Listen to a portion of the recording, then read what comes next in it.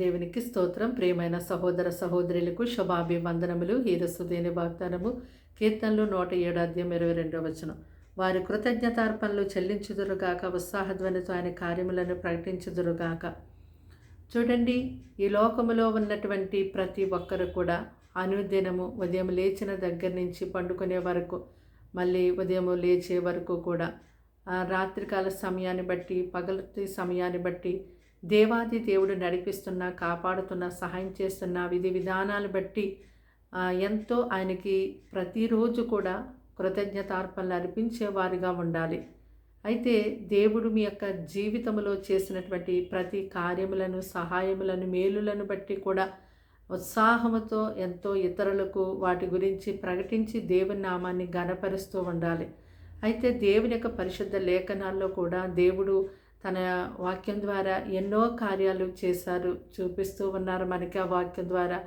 అవన్నీ కూడా మనం ఇతరులకు ప్రకటన చేసేవారిగా ఉన్నప్పుడు దేవుని యొక్క మహాకృపను బట్టి ఆ యొక్క సాక్ష్యములు, నీ జీవితంలో జరిగినటువంటి ఆ యొక్క సాక్ష్యములను విని ప్రభువునందు విశ్వాసం ఉంచి అనేక మంది చీకటిలో నుంచి, బంధకాల నుంచి విడుదల పొందుకొని ప్రభువుని వెంబడించగలుగుతారు.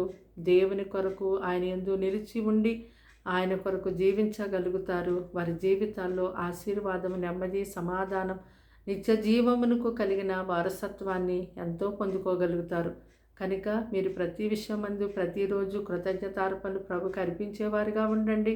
అలాగే మీ జీవితంలో చేసిన మేలులు దాచకుండా ప్రతి ఒక్క కార్యముని గురించి ప్రతి ఒక్కరికి ఎంతో సంతోషముతో వాటిని తెలియచేసేవారుగా మీరు ఉండండి.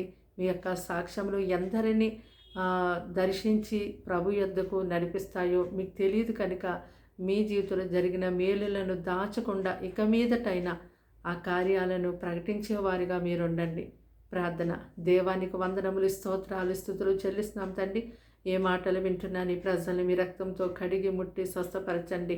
వారికి వారికి నీ గొప్ప మహారక్షణ యేసు నామములో దాయిచేయండి ప్రభా. ఇదిగో నాయన, ప్రతి విషయమందు ఎంతో కృతజ్ఞత అర్పణ అర్పించే అటువంటి అలవాటు వారికి దయచేయమని ప్రార్థిస్తున్నాము తండ్రి. అలాగే వారి జీవితంలో చేసిన మేలులను ఉత్సాహము ఇతరులకు ప్రకటించేవారిగా వారిని లేవనెత్తండి.